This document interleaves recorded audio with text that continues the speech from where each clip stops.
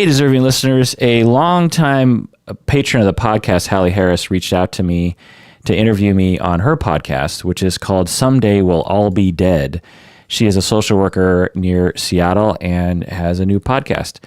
We talked for a long time about a lot of different things. We started out talking about microaggressions, but then we ended up talking about politics, and then we talked about death anxiety and just anxiety in general and Valium, and we talked about astronomy and Pluto and Neptune, and we just talked about so many things, and I thought I might share it with you all. So let's get into it now. Let's go.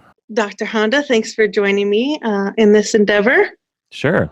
Today, I'd really just love to pick your brain and get your opinions about a couple different topics that I feel like kind of all go together, which is microaggressions, PC culture, and cultural appropriation, which seem like recently have kind of been termed like liberal terms or bad words. Also, I want to know about your libertarian streak and how you feel about those specific words. Sure. So just going to want to start off with a very clinical definition of microaggression that I looked up, which is a term used for brief and commonplace daily verbal, behavioral, or environmental indignities, whether intentional or unintentional, which I think is the most important part, is to realize it doesn't have to be intentional, that communicate hostile, derogatory, or negative, prejudicial slights and insults towards any group. And that definition I found was from 2007. You probably have a better or easier to understand definition. Yeah, I think that's a great definition. I think it covers all the bases, like you said, covers the intentional versus unintentional. Mm-hmm. I know you've done episodes about microaggressions too. Yeah. And some of the examples that I like to just remind people of is when, you're not really thinking about what it is or you don't understand what it is, it's maybe easier to understand with an example, like, for example, clutching a handbag when brown people are around. Yeah, absolutely. Complimenting someone's English if they're not white. Right, God. A female doctor being mistaken for a nurse.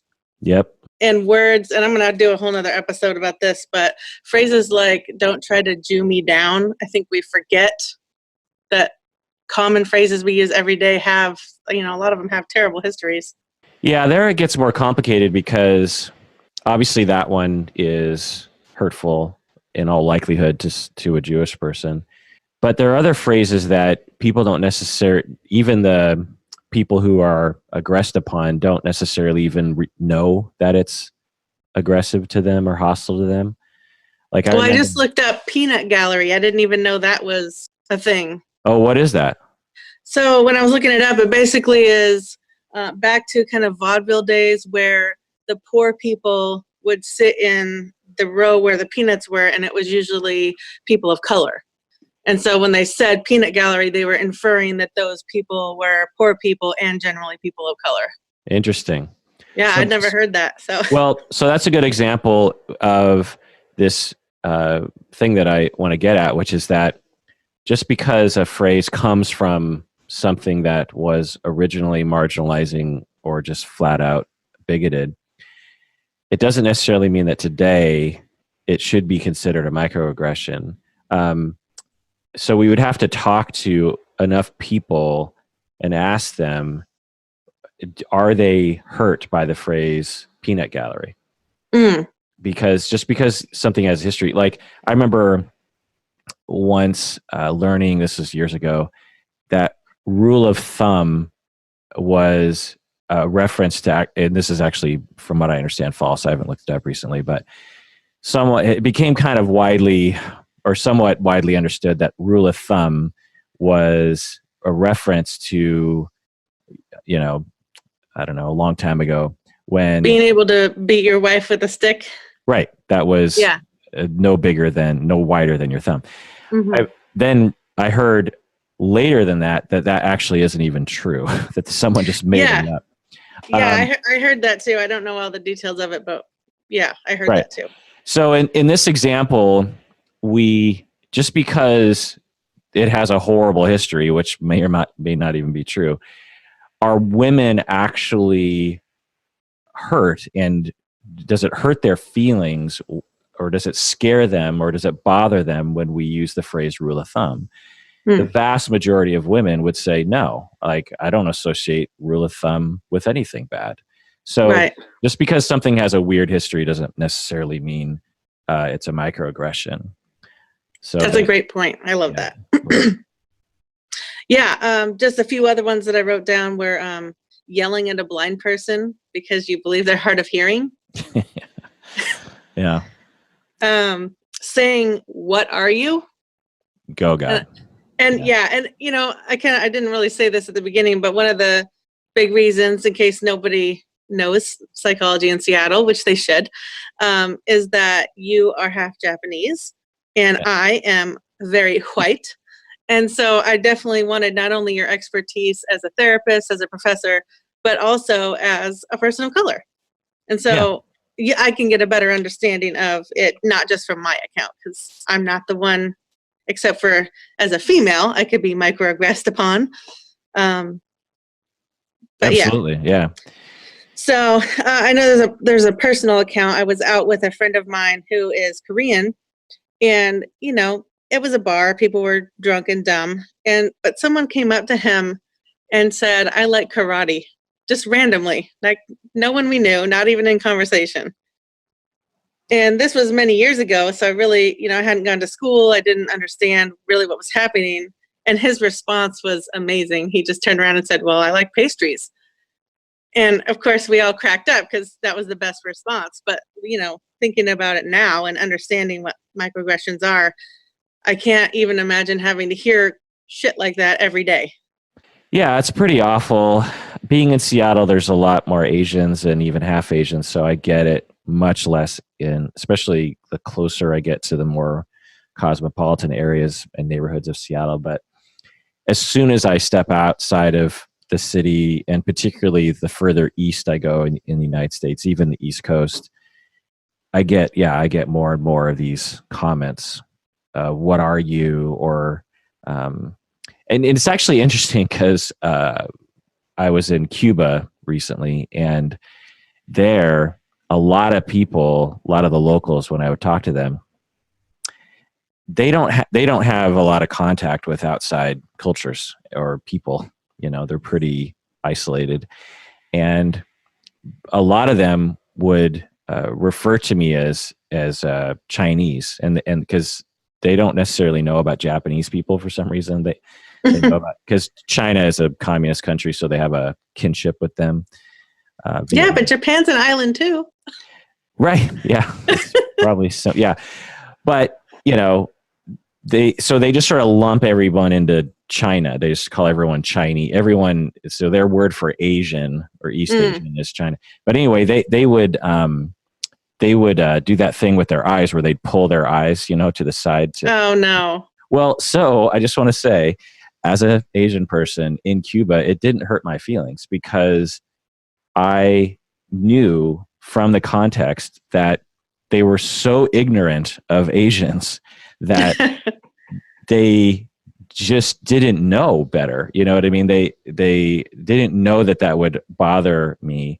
Plus, they so rarely come across East Asian people that they immediately focus on that detail. It's like when I meet someone that's like 7 feet tall, I immediately all I can think about is like, oh my God, this guy is so tall. That's all you can think about. Like, he's 7 feet tall. He's so tall. Now to him, he's used to the fact that he's tall, but if he walked into an NBA practice or something, like, no one's going to think, oh my God, that guy is so tall.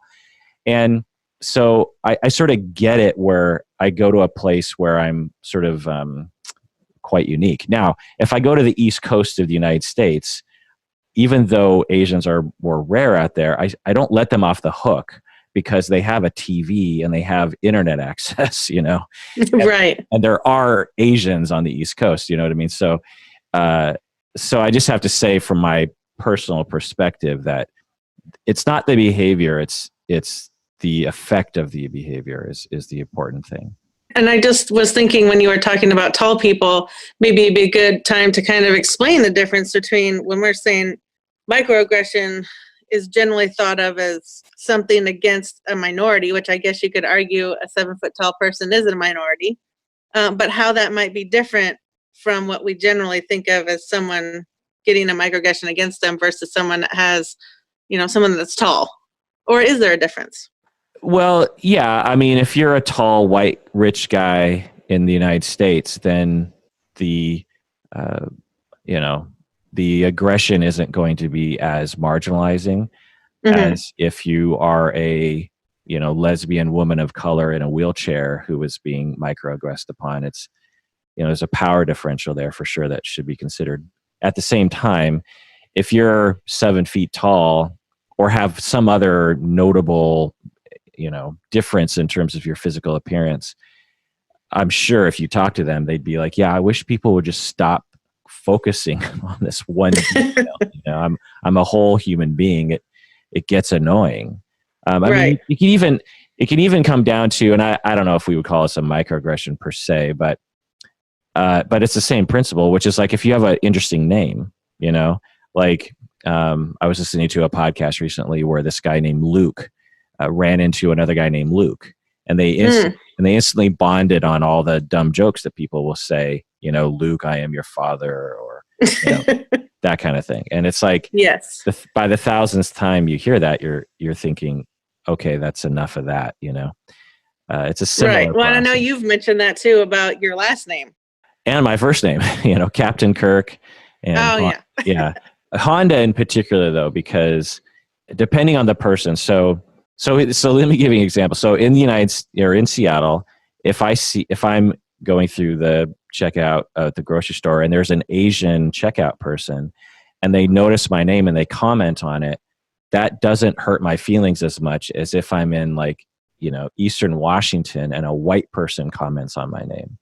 Mm-hmm. That to white people, that might seem like that's unfair. That's like, why would I let the Asian off the hook? And they have a valid concern about that. But I've just been, to an Asian, that the key about that for your listeners, I suppose, is that Asian Americans and other people who don't fit the model of what is considered to be like mainstream American, which is an absurd concept to begin with, but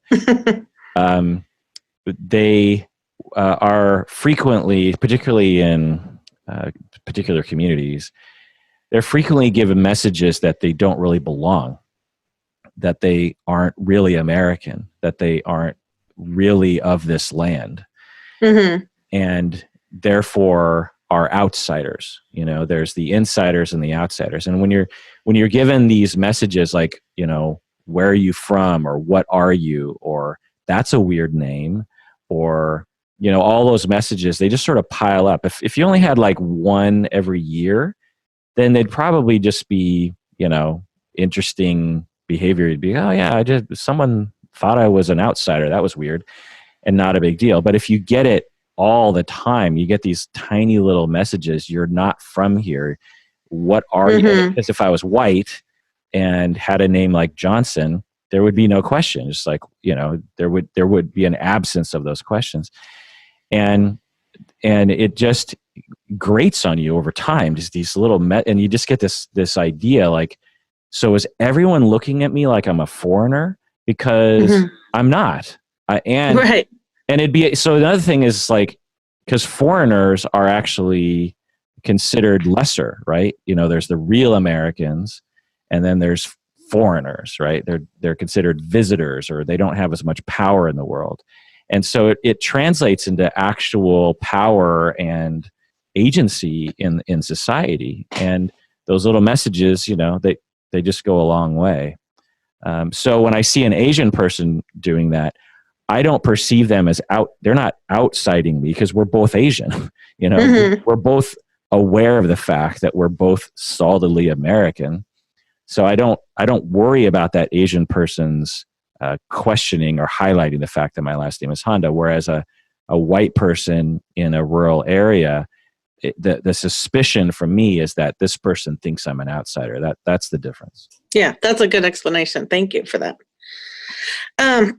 Just briefly, I want to mention an article I looked up, which was a Washington Post article by Fred Bar Bash in October 20th of 2015. And it was a discussion about the culture of victimhood. I'm sure you've heard that term. Yep. And it argued really about the difference from civil rights and really about the intention of the speaker or the doer.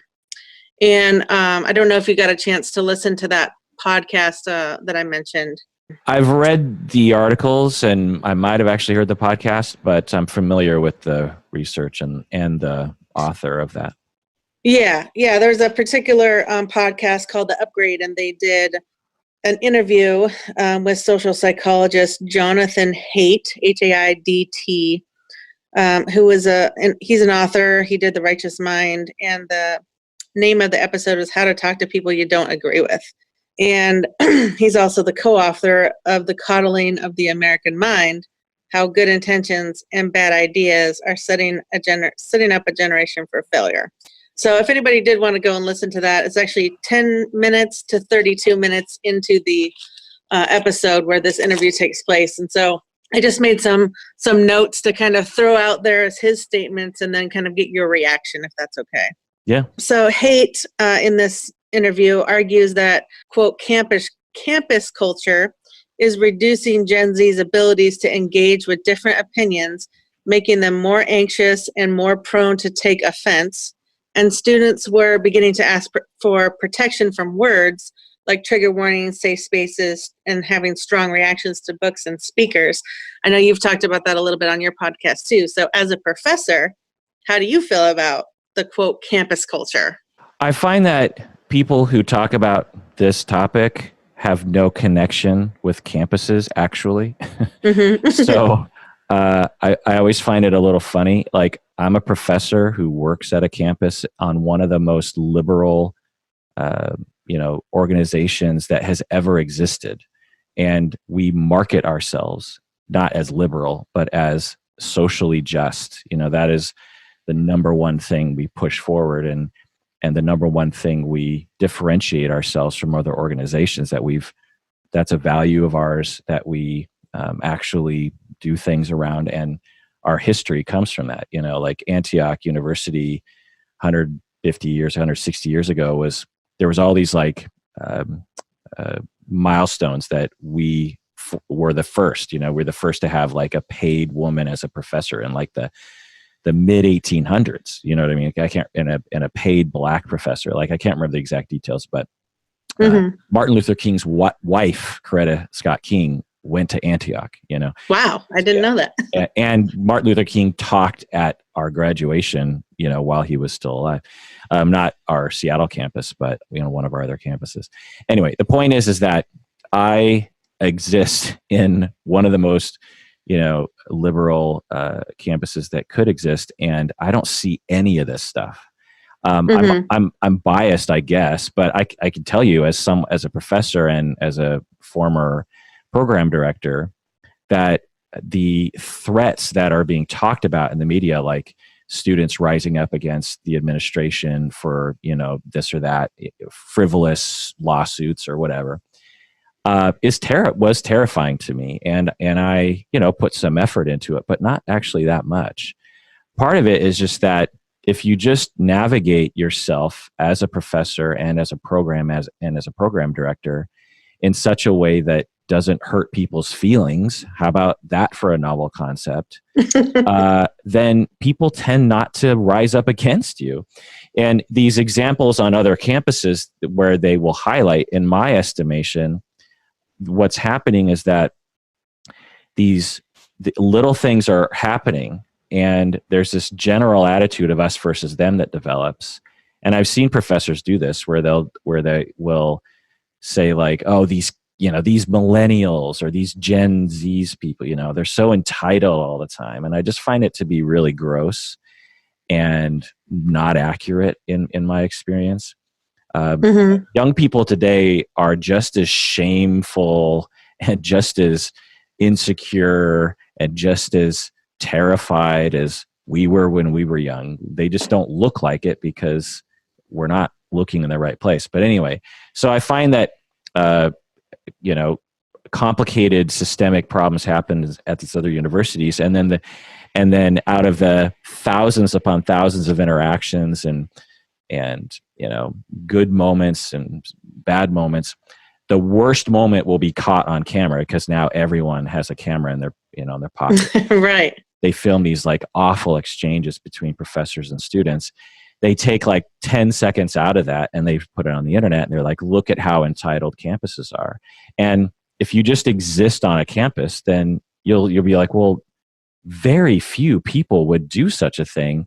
And even among the people who would, something's got to go terribly wrong as a crowd dynamic, or as a PR with your students. Something's got to get really weird for that to happen. So there's that. I will say that.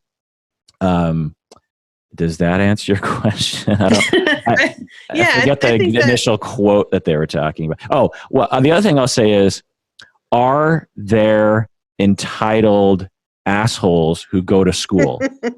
Yes. There have always been entitled assholes who go to universities and take classes, and the stuff that comes out of their mouth is from that entitled asshole perspective. That has never not been the case.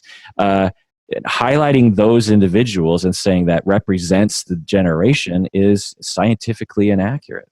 Yeah, absolutely. He does mention also kids born in 1995 and on were that first generation to be connected to social media, which of course we weren't when we were kids, but to have that just inundating them from age 13 on. And then he mentions being able to have that connection between controlling social media environment versus real world, like being able to block someone or mute someone or mute a game or mute a video. And then in the real world, you can't do that. And he's arguing that that's contributing to their, sensitivity maybe. Yeah, I mean, that's an interesting argument. It's hard to say. I find these discussions to be interesting, but anyone who claims they have a causal link between those things is doesn't understand how data works and how causation works. It's hard to say, and we'll never know. It's hard to measure, blah, blah, blah. But really what he's getting at is that, so the basis of this guy's argument is actually sound.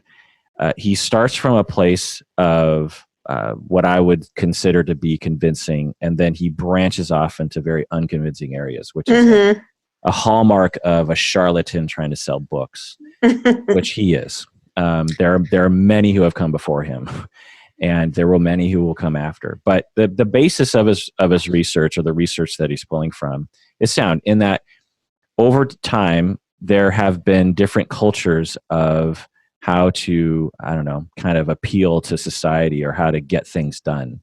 And in recent past, there was more of a culture of, I can't remember the exact word he used, if it was honor or something, but it was like, when you look at Martin Luther King, he stood up, he, tried to stay honorable. He didn't complain or didn't victimize, he didn't point out he was a victim a lot of the times. He was more focusing on trying to build people up. Let's move forward. And there's pros and cons to that. I'm not describing it well. He describes it much better, but there's a certain mode of like trying to appeal to society or your interpretation of what's happening to you as in society. Whereas today, which I think is, valid in terms of my observations, people today try to appeal to society through amping up their victimhood. Now, the word victim is such a loaded term in our society, acting the victim, playing the victim. We tend to use that word when we're looking at someone and saying that their victimhood is invalid, that they are faking or drumming up their victimhood. But actually, that's not what the research is showing. What the research is showing is that people are trying to appeal to others by showing, like, look at the bad things that are happening to me. So, someone, and this happens all the time. Like the Me Too movement is essentially a victim culture movement. And I don't think anybody would say that the Me Too movement is a bad idea. Right. Well, some people might. Well, no rational person. I mean, I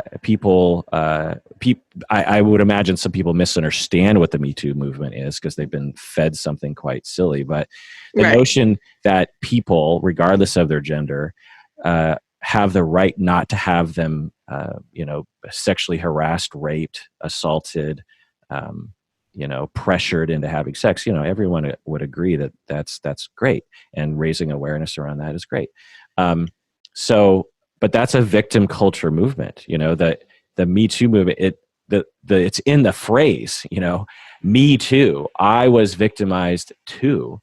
And so the victim culture movement, or the victim culture kind of emergence, it's just a difference in the way that we do things now. Partially because of Twitter and all this kind of thing, because people can speak up. You don't really need a leader like Martin Luther King, because everyone can speak for themselves in a way. So that's sound. I agree with that, and I'm like, oh, that's interesting. I hadn't really thought about that movement. I like societal philosophical observations like that. It's interesting, and it's interesting to think about. When we go back to 200 years ago. I think that's when they called it honor culture. And there's still people that are in honor culture today. And, like the dueling between Alexander Hamilton and Burr or whatever. like you had two politicians who were privileged and could have avoided such a thing. But because one person called the other person out, they did a duel, and, they would kill each other. And because if they didn't do that, then they would be seen as a terrible person. Whereas today, you don't necessarily duel someone or beat someone up to establish your honor. You humiliate them by saying, you victimized me. That's the way you can humiliate other people, is to say, you are a racist, or you are a sexual assault person, or you are this and that. And that's what works. Whereas in the past, Alexander Hamilton wouldn't say, Burr, I think was his name Burr? Was that the guy? Yeah. And is it sad that I only know about that because of Drunk History? No. I don't know what that says about our education. I think it's a very educational show and hilarious. Anything that can deliver, I love that show. So, Alexander Hamilton didn't say, Burr is committing microaggressions against me, or Burr is being unfair to me. Burr is, he didn't, that's not what he did. He's like, I'm just going to shoot him. Now, according to the discourse, not one culture is not better than the other. You can see the problems with an honor culture. There are people today in America who still exist in that honor culture, right? Where it's like gang violence. Okay. One gang shot another gang. And so now honor culture dictates you got to shoot them back. And it's like, these are not functional ways of behaving in life. So the baseline understanding is not we don't place a value on these different cultures. We just observe them and say, okay, we're shifting over time. But what this guy does is he takes that research and he bridges this massive chasm to a very common false notion in our society among, shall we say, conservatives, who believe that our society is made up of a bunch of whiners and a bunch of entitled, people who have false entitlement, and therefore, we have a problem, right? And so and the title of his book says it all. I mean, there's nothing more biased than the title. I mean, read the title of his book again. Yeah. It's let me flip my page here. The Coddling of the American Mind: How Good Intentions and Bad Ideas Are Setting Up a Generation for Failure. Yeah, for failure. How the hell does he know that? Like, if anything, we're doing so much better than we were in the past. Women are getting paid more. There's less lynchings than in the past. People of color are being hired more, not as much as they should, but more.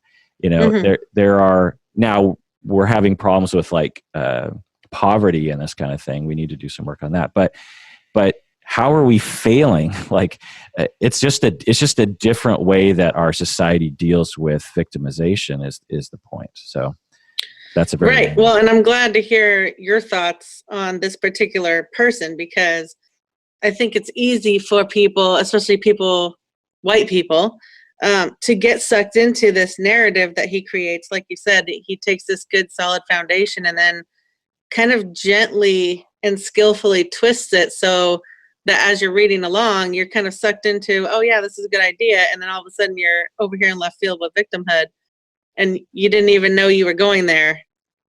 And right. Then you're like, wait, is that a good idea? Wait. Right. And he's speaking to the choir, like the people who are paying attention to him are people on the right. Mm-hmm. People on the left are not paying attention to him. But people, like, if you look at news outlets and whatnot, like the people who are quoting him and talking about him, because he is a convincing quote unquote scientist who has proven that our society is a victim culture, which to people on the right is associated with something bad, as if honor culture is something good. Do you know what I mean? Right. So yeah, it's interesting and aggravating because I didn't hear the podcast that you are citing, but I did listen to an interview with him, on a long form interview with him somewhere else. It might have been the psychology podcast. I'm not sure, but I learned everything I needed to from that interview, because again, he starts off, I was like totally agreeing with him. I was like, oh, okay. Yeah. Okay. And then he just, as you say, skillfully slides ever so slowly into this notion of like, everyone's a whiner and we're raising a bunch of entitled brats and we need to, stop this. And our society's going down the tubes. And I was like, what? Like, how did you get there? Like that, how do you know that? And the tone to me was so much like kids today. I can't tell you how many times I hear serious scientists basically just saying some complicated version of kids today. Yeah. And, and I don't want to keep talking about him forever, but just one more thought that he mentions is he felt like the term microaggression itself was inaccurate because of intent, and perhaps a more accurate term he suggested was faux pas. And it kind of goes back to the definition of, it doesn't have to be intentional, but where's the line between ignorance and finally having some responsibility for knowing what you're saying? Well, I don't disagree with that. I do. When he does talk about microaggressions, he seems largely unaware of the reality of it as a white male, right? Like, which doesn't surprise me. But I don't, I get why. I don't mind changing the language. I mean, as long as we understand that faux pas is something to really avoid, like we need to look at this as a society. I think but I'm going to add another element to this, which is that liberals are not in my judgment doing a good job at helping people like him understand microaggressions. I very rarely hear discourse around microaggressions that actually I agree with on from liberals or conservatives. I mean, obviously conservatives, I'm not typically enthusiastic about their discourse, but even people on the left, like already the distinctions that we've already made are not typically talked about. Typically what people say is, like someone points out my name at a grocery store, that's racist. And I've already said, like, well, if it's an Asian person, right, it's not, I don't feel it as racism because we both know we're American and he's just commenting on my name. A white person says, especially if we're in rural America, they point out my name. I don't know they're being racist. I don't know they're biased about Asians, but I suspect it. So, and when I go to Cuba and they go, ching chong, and they pull their eyes to their side, I don't interpret that as racism because of the context. So, but what people on the left will do is they'll be like, well, that's racist. You can't do that. That's sexist. You can't do that. That's a microaggression. You can't do that. And it's like, but all of that's nuanced. nuanced, and it depends on how it's received. That's the key. Right. And that's the part that is completely left out. And I think what the problem is that people have a hard time admitting when they're hurt. I've already talked about how it will hurt my feelings. If someone gives the impression like they believe I'm not American, that hurts my feelings because I feel very American. My family has been, in the United States on my white side since the 1600s, on my Japanese side for 120 years in Washington State, So, Yeah. so I feel very Washingtonian and very American. And so to imply repeatedly from people that I'm not American, it just hurts my feelings because I'm just like, I don't denigrate people from Japan, but it's like I'm so far from Japan in terms of culture. Why are people doing it? Just hurts. And so, but I find that people on the left, when they're talking about microaggressions and this kind of thing, they don't mention that element. And I think when you don't mention that element, it's easily misunderstood as PC culture and as there's these rules you have to follow. And I think it's quite confusing to white people. They're just like, so what, just tell me the rules. And it's like, there are no rules other than try to predict what will hurt someone's feelings, which everyone understands is a good rule. Like you can just tap into that rule for white people and be like, unless you're sure, don't do something that might have a slight chance of hurting someone's feelings. That's the rule. And maybe ask people like, so I was just about to ask you about your last name, but would that hurt your feelings? Because I don't want to make you feel like an outsider. I'm guessing if someone did that to me, I'd be like, oh my God, thank you. Go ahead, ask away. What's up with your last name? And from that context, I'd be like, well, this person, they're not trying to outside me. They're just interested in my name. I do this all the time myself. I do microaggressions all the time. Like I think I've talked about this in the podcast. I had a student, a colleague of mine, who she says, "Oh, I'm Native American," or I can't remember how I found out she's Native American. And I immediately ask, "Oh, what tribe?" Mm-hmm. And I don't know why I asked that question, but I know I had somehow absorbed that notion that that's the question you ask in situations like that. And it's, what are they supposed to say? Like, oh, I'm this tribe. And I'm going to be like, oh, like, I don't know why it matters to me. But she immediately said to me, actually, I don't answer that question. And I was like, oh my God, what did I just do? She's like, I just don't answer that question. And it was super awkward. I was mortified that I had stepped on some landmine or something. And, inadvertent, but learned my lesson that at least for one person, when you ask that question, what tribe, it's, and I'm surmising that for Native American people, they get asked that so many times that it becomes kind of grating too. I'm guessing for Native American people, they're just like, do you really care? Do you know what I mean? Like, what's the difference to you what tribe I'm from? Plus the whole word tribe kind of has issues. But anyway, I actually still don't know why it bothered her, but I do it all the time too. It's just there's just sort of automatic scripts we fall into, and we just need to pay attention and ask around and make sure we don't hurt people's feelings. Well, you've slid right into the next section of my notes, which is exactly which is PC culture. And I had done another episode about how PC culture kind of started out as trying to be inclusive and not hurt people's feelings. Like, don't be a dick. That's kind of my catchphrase.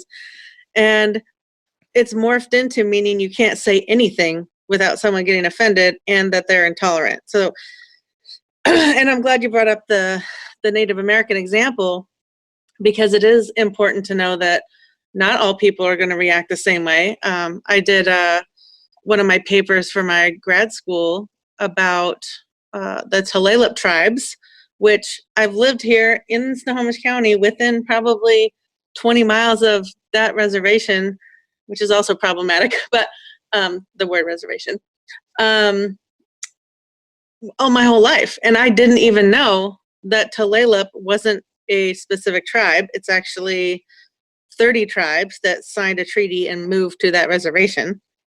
But in her world, the person I was interviewing, the way that they introduce each other in a formal setting is very specifically tribe driven. And so, I think your point is good and valid that you should ask an individual how they feel about it, because someone might be very offended about asking what tribe they are, because it's, they hear it all the time and it's grating. And also someone might be very prideful and want to tell you and happy that you recognize that they are an individual thing and it's not everyone's all one Native American tribe, if that makes sense. Yeah, interesting. I didn't even know that. I too have lived in the Tulalip tribe area for my entire life and had no idea that detail. And that's pretty shameful, I absolutely would have thought if someone lived on the Tulalip tribe, I would be like, oh, you're from the Tulalip tribe, Tulalip reservation. Right. And they would have been like, no, actually we're 30 different. Yeah. I mean, it's 3 main tribes and then several smaller local tribes kind of all pulled together. Interestingly, that's the one that Chief Seattle decided not to sign that treaty and not to move his people. And that's one of the reasons the Duwamish tribe has a problem with getting federally recognized status. So that's just a side note. But, oh, interesting. Yeah. So, yeah, PC culture.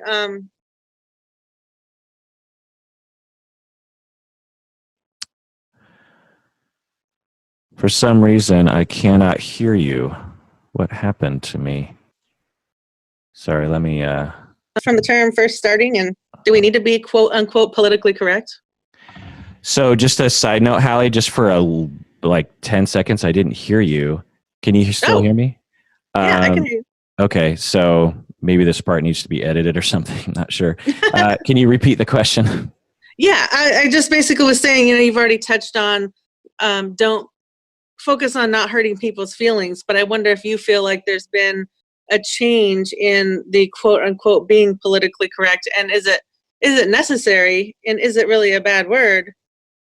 Because I did a podcast about it, talking about how it started out as trying to be more inclusive and not hurt people's feelings, and then it morphed into you can't say anything without someone being offended. Right. So there are 2 problems that we've kind of touched on already, which is that for people who are hostile to the notion of empathy about these aggressions and racism and microaggressions, they will point towards PC culture and will say, oh, it's just this. Essentially, it's just saying, like Donald Trump will do this. Essentially, it's like there's just a bunch of whiny liberals who want to impose weird rules just because they want to seem superior or they want to look down on, quote unquote, real Americans. God. But and then people who are pro sort of having empathy for this sort of thing, they don't explain it well. Like I said, they will actually, in my experience, talk about it in such a way where it actually is essentially what conservatives are complaining about, where it's like there's do's and don'ts. And right.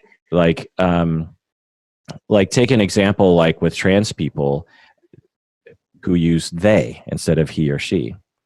With that one, there are certain pockets of culture and people who have become extremely accustomed to using they instead of he or she. And there are vast, swaths of our society that are not used to that yet and are having trouble with it because it takes a while to adjust. And what some people I've seen do, whether they're trans or not, will just jump down the throat of people who are not accustomed to that yet, and might even be trying. They might even be trying to adjust their brain to using they, but it takes a while. It's a syntax thing that our brains. It just takes a while to rework our neurons, and I don't think that helps. I don't think it helps to jump down people's throats when either they're unaware or maybe even they're trying. Now, if someone just comes flat out and says something like locker room talk to didn't dismiss the notion that sexual assault is somehow normal and normalized for men to brag about. I mean, not all men just grab them by the pussy? Yeah, and brag about it. Feel free to jump down those people's throats, because that is an overt message that deserves mirth. But what I find is some people on the left they'll jump down people's throats for the smallest of things, and that has to be tempered. Now, I understand for some people who have been transgressed upon so often, hundreds of times a day, every day for their entire life, the last, straw on the camel's back really throws them into a rage, which I get. I've been there. Like, I think I've talked about this on the podcast before. I can't remember the example I gave, but I think I was saying something like, the next person who asks me about my last name, I'm just going to tell them to shut the fuck up. Or I can't remember what I said, but there's a certain point where I'm just like, I can't take it anymore. Even though the next person who does this to me, they might have never done it to another human being ever before, but it's the billionth time for me.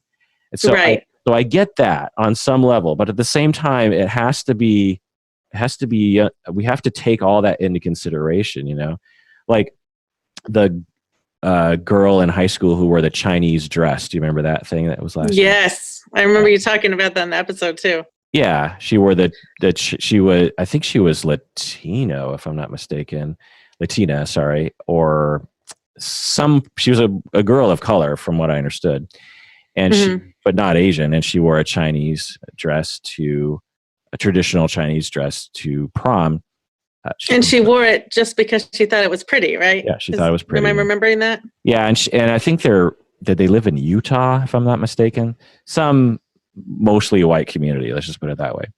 And it posted on Twitter, and then she got blasted by Asians saying you're appropriating our culture and all that kind of stuff. And on some level, it's like, okay, I get it. But my God, the amount of hatred that she incurred from my brothers and sisters of the Asian, descent, was completely overblown and not gauged to the situation. When you actually asked Chinese people, they're like, I don't care. She can wear a Chinese dress. It doesn't offend me. And a lot of people were blasting her who weren't Chinese. They were like, I don't know, Filipino or something. And also a lot of white people, incidentally, were blasting her. And so no one is really dealing with this well. No political side of the aisle is dealing with it well. And I just think more sophistication around the discourse is necessary. And maybe a little more grace for each other. Absolutely. Yeah. Empathy. Yeah. I think that was my big point in that episode, right? It's like people who are unaware of microaggressions need to have more empathy about how they might be hurting other people's feelings or bothering people. And then people who are traditionally harmed and marginalized by these messages need to have empathy for the aggressor, because the vast majority of people are trying their best. And with a little bit of grace and a little bit of love and a little bit of, education, shall we say, people will adjust. They'll learn, like, oh, okay, I didn't know that. Thanks for telling me in a nice way that I can understand. Now I know what to do in the future, so I won't hurt other people's feelings, because I don't want to hurt other people's feelings. Right, and having the reaction of jumping down someone's throat, even if you're trying to be an ally, like you're the white person saying that, you're just going to make the other person more defensive and not open or receptive to listening to what the other person's going through, and maybe even force them further into their corner. Right. Oh, yeah, exactly. I have a stark example. I won't name names, but I have a friend she's a lesbian, and she is an activist and, very politically minded. And she went up to some trans people whom she thought were identifying as women, but at some point they had started to identify as trans and they. And it was some social gathering, and she went up to these old friends of hers and she said, "Hey, ladies," and they jumped down her throat in this really aggressive, mean, hostile way that I think from her account ended their relationship with these two individuals. And my friend is telling me this, and she's just like, "What in the world? Like, I didn't know, or if I forgot. I don't know. Like, I just said, 'Hey, ladies,' like, am I an evil person?" Like, the way they treated me, it was like I killed their puppy or something.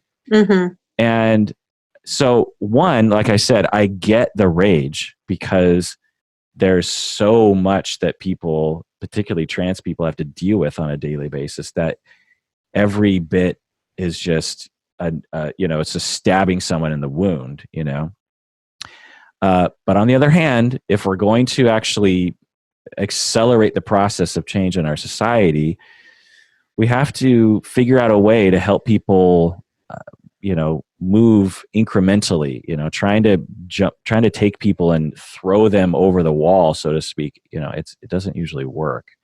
So, yeah. Well, I know I've had you on for a long time, so I'm just trying to wrap this last part up a little quicker and honor your time. So it really nicely slides into the last part of what I want to talk about, which was hypocrisy. So I listen to a lot of podcasts, and another podcast called Oh No, Ross and Carrie. They report on spirituality and fringe science and claims of the paranormal. But Carrie was down in Australia and did a talk. That's the Hypocrisy edition on November 9th of 2018, if anyone wants to hear it. And she really talks about how quick we as a society are to be judgmental of others when they appear hypocritical. But when it's ourselves, we tend to make excuses or exceptions. So she was giving some examples for, like, Mother Teresa has this worldwide appeal that she was this great person and canonized and all this, and that she would take people in and be caring for them. But apparently some of those people really needed to go to the hospital and have penicillin. That's kind of a weird example, but that was one of them. And then, of course, Bill Cosby, which you talked about at length in your episode. And then like anti-gay religious figures turning out to be gay. And a really great example that she gave was she said there was a study, and I don't have the details of the study, but she talks about people who said that they were most concerned about climate change were the least likely to recycle and the most likely to use plastic. And the opposite was also true. So people that weren't as concerned about climate change were the ones that were more likely to recycle. And same with, more righteous until it comes out, directly. People with animal rights, they're wanting to protect animal rights, but they're not necessarily vegetarian or vegan. And I just wondered if that's a surprise to you, that it kind of seems like the more you're righteous about something, the less likely you are to back it up, and how easily we make exceptions for ourselves, especially due to our past acts. Like, we've been so good about being an ally, for example, and then we do something and, oh, well, it's okay. We've built up karma points or something, but someone else does something hypocritical and we're all over them. Yeah, I love this question. I don't have time to answer it, though. I have a client who is going to call me in like 60 seconds. Oh, no. Well, thank you so much for your time, and I look forward to another talk with you.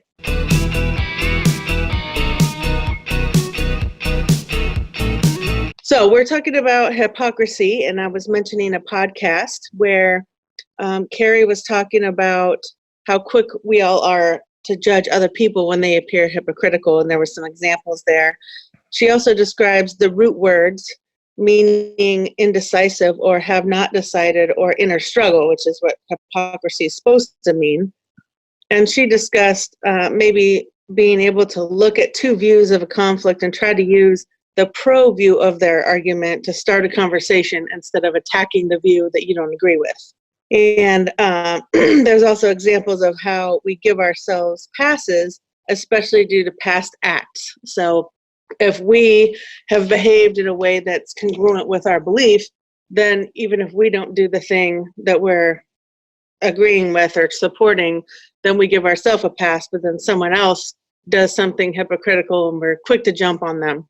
So one of the things we were last talking about is people that recycle are really strong into climate change, and then they're the least likely to recycle, whereas the people that were not as concerned about climate change were more likely to recycle. And you were mentioning about your straw, the thing about the straw. I was talking about a straw? Yeah, you in your podcast, actually it was on the Paul Logan episode, you got into your libertarian streak versus the plastic straws and the regulations and kind of the, you yourself feel like you want to support things that help climate change and reduce our imprint, but then you also have this libertarian streak where you don't want more rules imposed on us.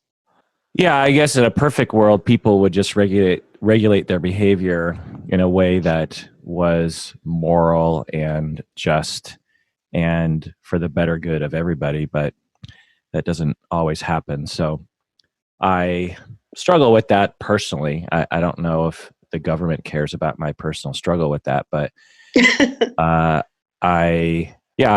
kind of struggle with it.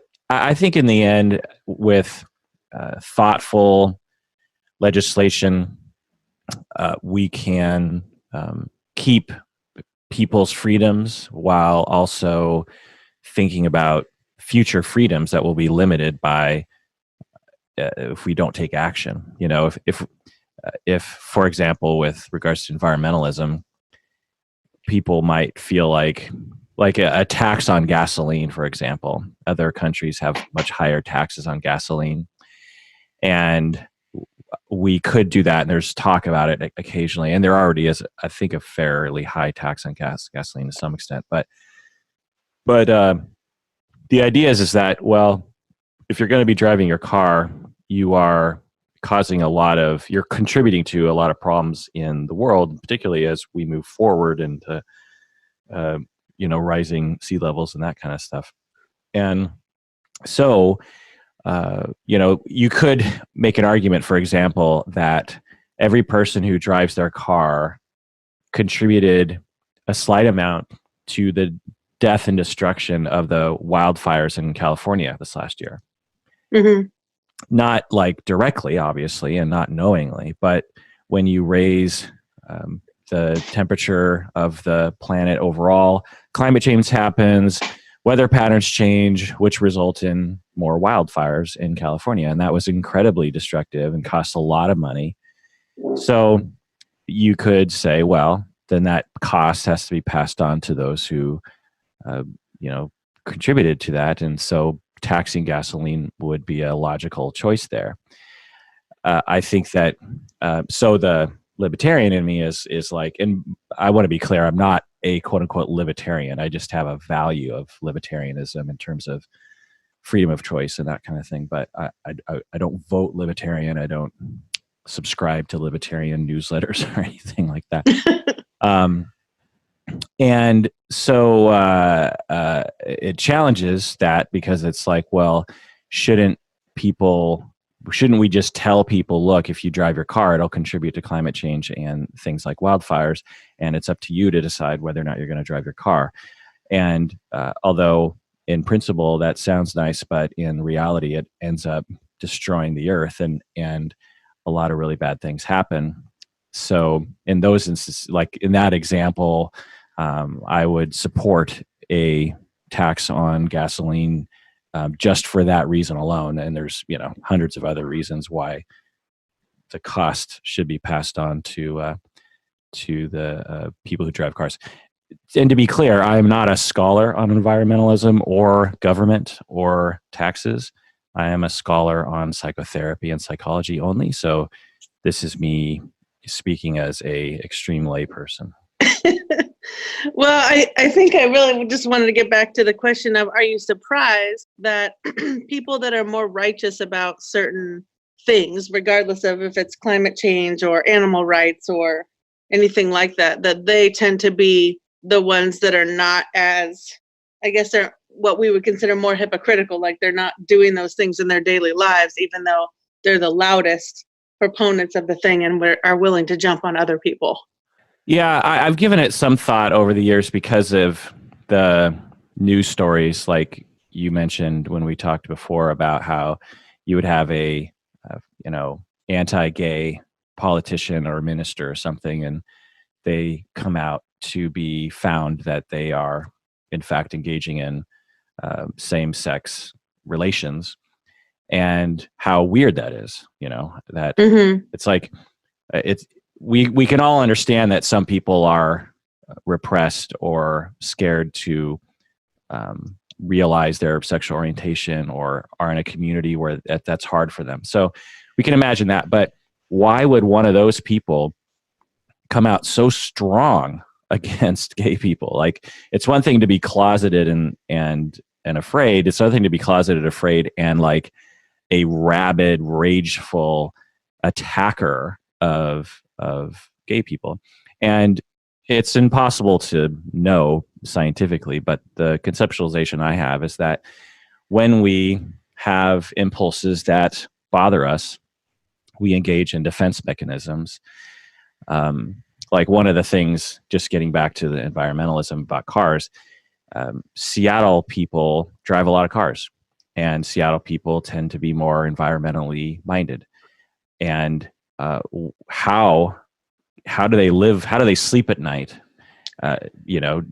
With that contradiction. Well, they go into denial about it, as do I. It's like every time I get in my car, I don't think I'm raping the earth. I just get in my car and drive. You know what I mean? Or right. I blame it on something else, like the example with the recycling. I haven't heard those research findings, but it has been found as a parallel to the research you identified, that when people recycle, they're more likely to do other things that are bad for the planet. The idea goes is it's like, well, I recycled, I did something good, so now I can do something bad. Right. That's what she was mentioning. Yeah. Right. It's like people who exercise, some people exercise will drink more that night or eat more later that day, because it's like, well, I exercise, so now I get to eat more.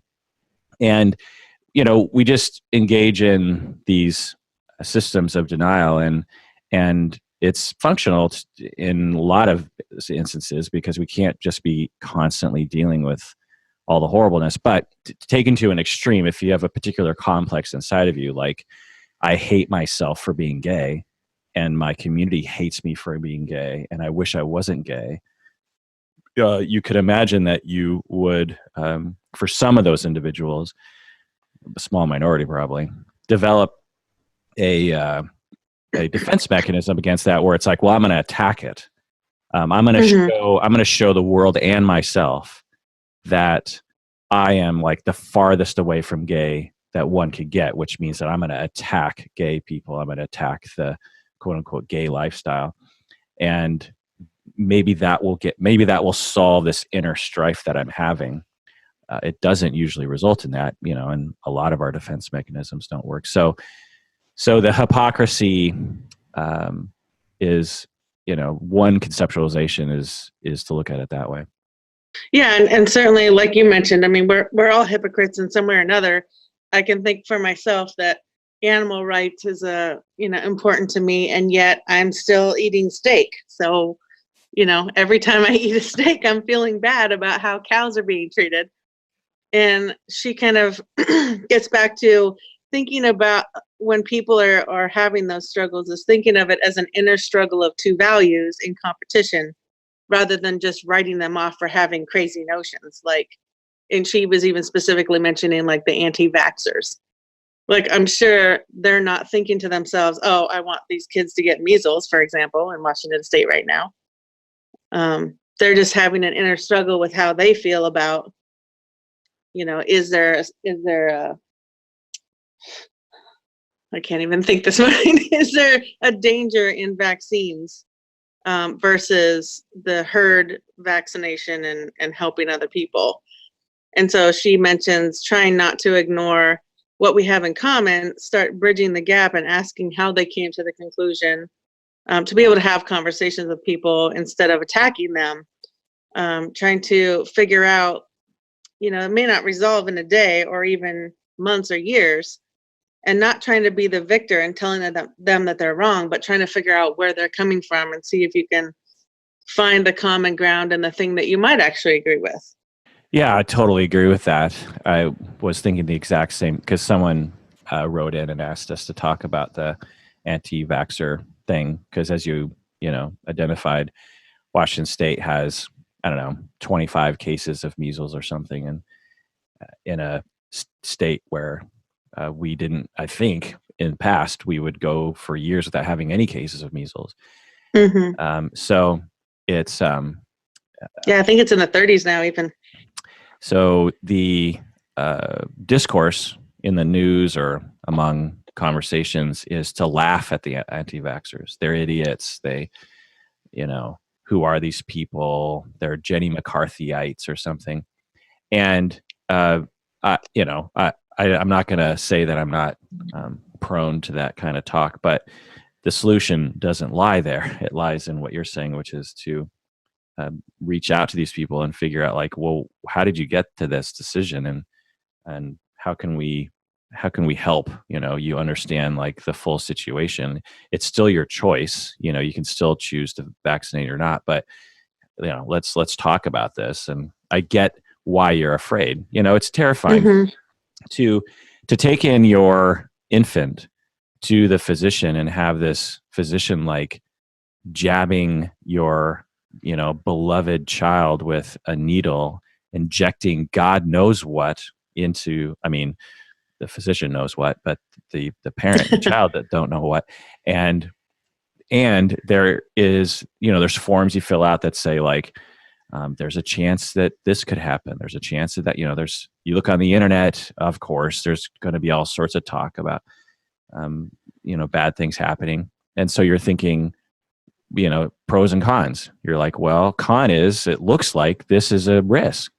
And there's other people saying, yeah, there's kind of a risk of measles. I don't even know what measles is. What is measles? I don't even know what that is, because we've eradicated it. I don't know the exact term. Eradication isn't, I think, the technical term, but we've effectively eliminated it from our population.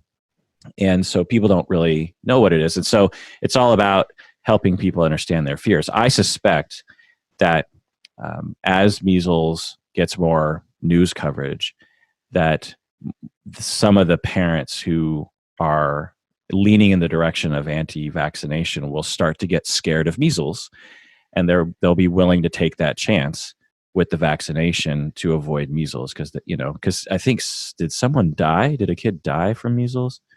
I don't remember if anyone's actually died yet, but I feel like as of yesterday or the day before, there was another case, and they're all in the same county, but I think there's 35 or 36 cases.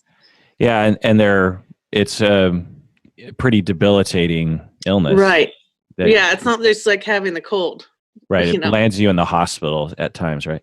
So I think that fear will, spread, and parents will say, well, I'm afraid of the vaccination because I don't really understand it, but I'm also afraid of the measles. So might as well. Good point. Fear. I hate to think that fear is the thing that motivates people, because that seems to be everything in our political system right now, but we don't want to go there. So the last thing I want to mention about her talk was she mentioned people coming from 4 different perspectives when you're starting to talk to people. And if they're coming from what she's calling fringe science perspective, which is probably the anti-vax world, that they're still trying to work within science. There's some basis of science in there, even if they don't necessarily believe it. Then the next level, not necessarily in levels, but the next option is conspiratorial, where they feel like evidence just isn't enough. And there's still room in there to have discussion. Once you start moving into the paranormal perspective, then that's above conspiratorial, and you may or may not have room to have those discussions. And then the last perspective she mentioned is spiritual, where it's pretty unlikely that you're going to change someone's mind. And really, if you don't have a good relationship with someone, or that's the point where you have to decide, is this conversation really worth having?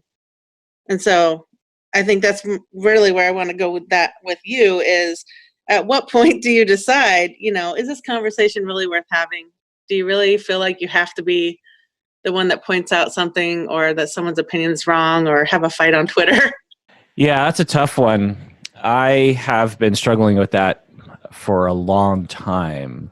You could even say since I was a child. I can remember times as a child where I would hear something that I knew was false, or I thought was false, I should say. And there's actually, just as a I think I've told this story in the podcast before. There's this moment where we're sitting, me and my family, we would eat dinner every night together at 5:30 on the dot. Me, my parents, and my 3 siblings. We'd sit around a round white table, and we had giant glasses of whole milk, like straight from the cow, literally. My mom had a daycare, and one of the kids, the parents, couldn't afford to pay for the daycare, so they paid with whole milk from a cow. And so we had 5-gallon buckets. Those buckets you get at Home Depot. Oh yeah. We had 5-gallon buckets of whole milk straight from the cow, and we would actually. So that was like buttermilk. You had like cream on the top. Yeah, so you had to like scrape off the cream, and it was non-pasteurized, so it could have killed us. And but we were milk drinkers anyway. My point is that we're sitting around the table, and I must have been, I don't know, 8 or something, maybe younger. And my older brother, who's 7 years older than me, somehow we got on the topic of astronomy and planet orbits, and my brother said that Pluto was the 9th planet, and this is before the whole dwarf planet situation came along. It was back when Pluto was still a planet, and I said, well, actually, Pluto is sorry, I just burped. Pluto is sometimes the 8th planet because it actually crosses the orbit of Neptune. And I didn't even know that. Yeah. And my brother says, "Oh, that's ridiculous. Don't be so stupid." And now that I think about it, I'm pretty sure that's still true. Either way, it was in a book that I had, and my brother and so in that moment, I'm telling my brother, actually, Pluto is sometimes the 8th planet. And in that moment, I thought, well, he's just going to say, "Oh, well, thanks for telling me," or I don't know. I thought he'd just drop it, but he sort of doubled down. He was like, "Oh, you're so dumb," or I mean, that's my memory anyway. He just kind of doubled down on his position that he knew what he was talking about, and I didn't. And I leapt from the table, ran to my book, brought it down, slapped it down on the dinner table for my entire family to see. And boom, right there in black and white was the Pluto orbit crossing the Neptune orbit. And there was no argument after that. And so that solidified my desire to tell other people when they're wrong. There's a certain glee, or I don't know, attention seeking or acceptance I get out of being right. And so from that point forward, or maybe even prior to that, I've had a kind of an alarm bell whenever I hear things that I find to be dubious, and which led me to like science and empirical observation and the philosophy of science, scientism, as we might say in some circles. And so, like with the anti-vax thing, I'm not a physician, and I don't have any, horse in the race, as they say, when it comes to vaccinations. But aside from the fact that I'm one of the human beings in this society and don't want to, incur infections because people not doing, which actually is ran through my mind. I'm like, how many measles? Because you're supposed to have, I think, like 3 measles vaccinations throughout your life, and I'm not sure if I've had all 3, and so now I'm like worried. Am I going to get the measles? It's just anyway. So like with the anti-vax thing, it's interesting, the article that you read, the different levels of it, which I'm trying to apply to the anti-vax people, because on one, so the, the layer just below rational thought, which we would say you should vaccinate your kids, but just below was like, what was this? The second layer was like they Conspiratorial. well, wasn't there one right above that, like where they kind of question science or something? Well, that's the fringe science level. So they're still trying to work within science, but they're saying like there's literally like they use the debunked research that said that vaccines could cause autism, that kind of thing. Right. So that makes sense to me. It's like I can identify people in the fringe science area for sure. There was a whole thing around thalidomide, I believe, and mercury, and it was researched and debunked that it would lead to autism or whatever else you think is wrong with vaccines.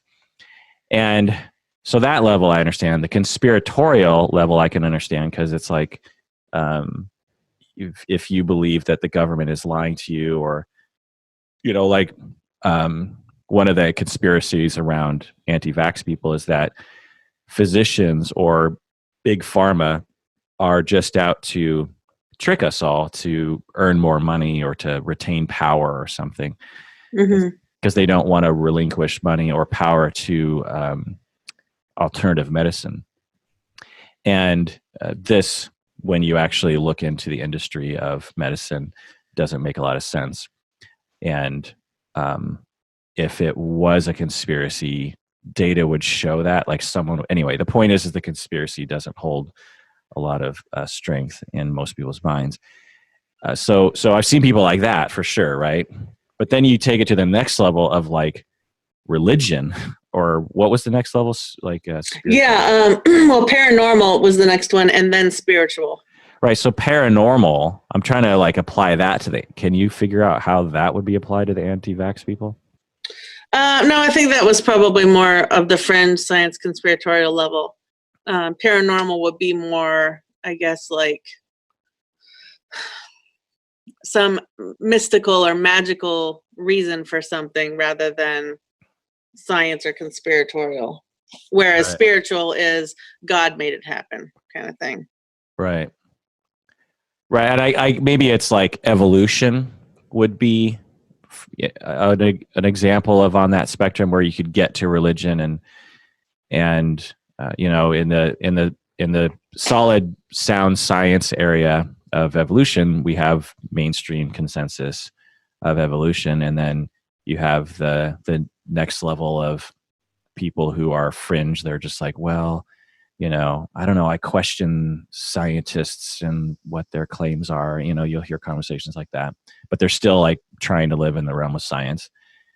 Then you get to the conspiracy, which I'm having a hard time identifying anti-evolution people thinking it's a conspiracy, maybe like a Jewish conspiracy against Christianity or something. I've never heard that before, but you could imagine someone coming up with that. And then of course you get to the end of the line in terms of religion, and they're just like, well, God created the planet 6,000 years ago, and the devil is creating evidence of evolution to cloud people's minds and to trick them into not believing in God. And there are people who say that. So yeah, that spectrum is interesting. It's interesting to think about. Yeah, I definitely have the same kind of problem that you have, which, pointing out people that are wrong. And I've really tried hard not to have those conversations. I think what probably led me down the social work road is I have those same strong feelings when I see something wrong in the social justice arena. And I can remember a very clear marker of this when I was in junior high, where I saw someone getting bullied. They were developmentally disabled, and this guy was just calling her names, and it was only me and her and him in this area, and he was much bigger than I was. And my mouth, I just walked right up to his face and, if you're going to pick on someone, you can just go ahead and pick on me. That's not cool. And of course, it put me in danger. I didn't think of that at the time, but that has been a streak through my life, is the balance between fighting and feeling like, well, no one else is going to say something, so I have to say something.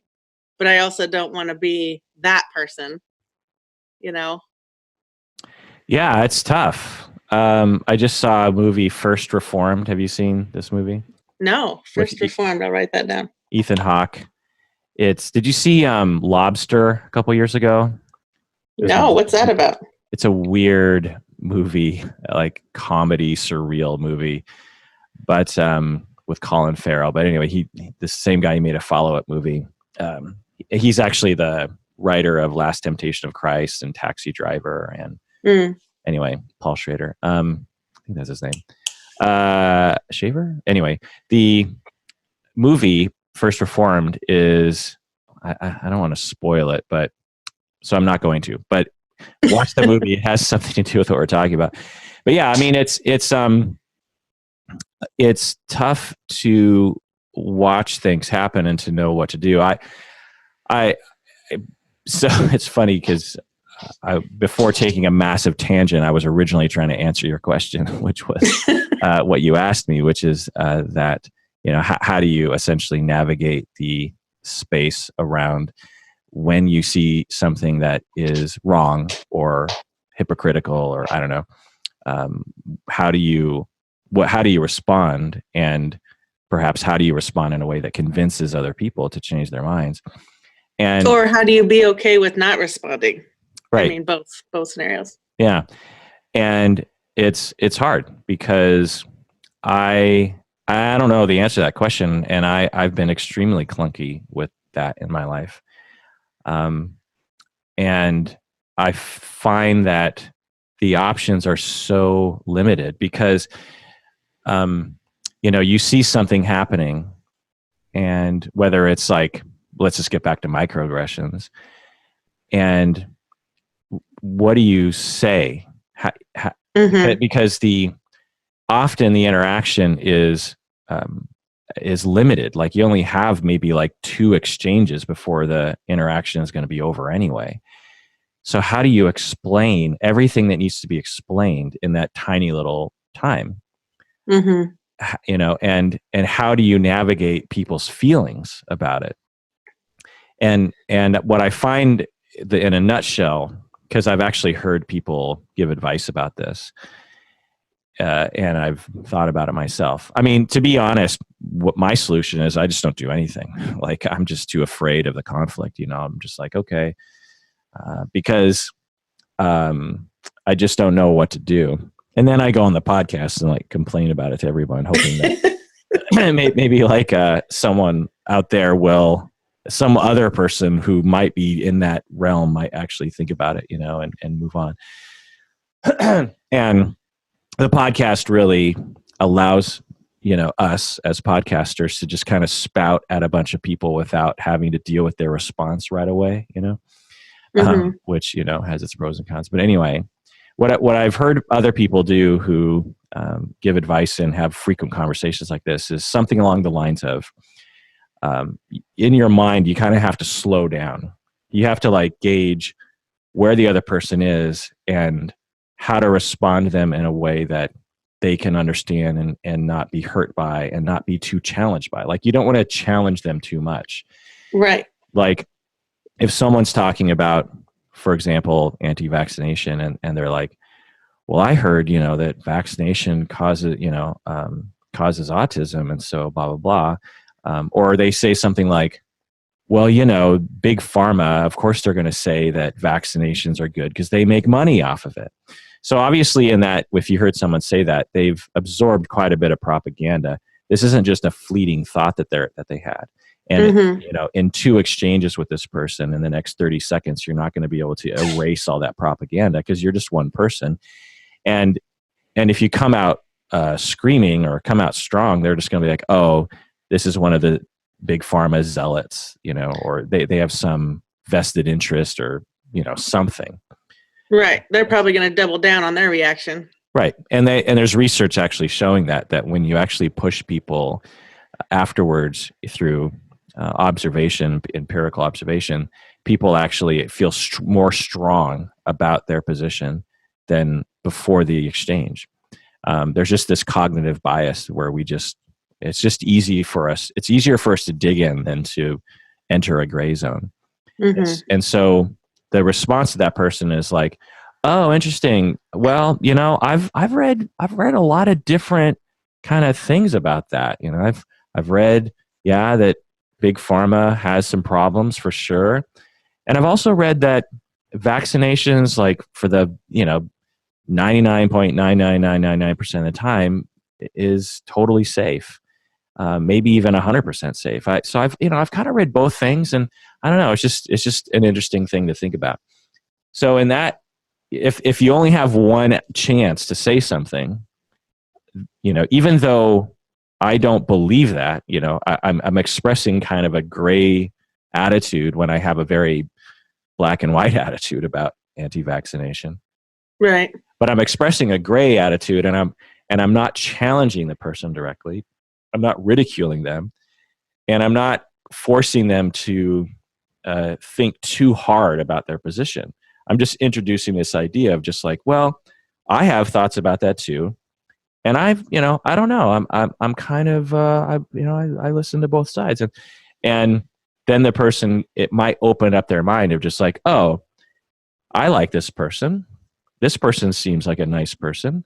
I don't have to dig in, and maybe I'll look into that, because that actually can work for some people. They might in the moment go like, well, I don't know. I think vaccinations are bad, but you just planted a little bit of because the way you presented it, they accepted it into their heart.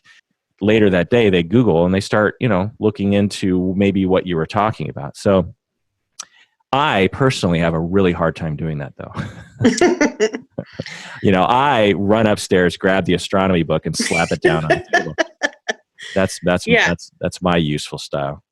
Yeah, I also have difficulty with that. I was thinking of the microaggression example, and I guess, again, it depends on a lot of things. Who you're talking to, how long you think this interaction is going to be. Is it someone that you're interacting with a lot, or is it just someone that you're going to have a 30-second exchange with?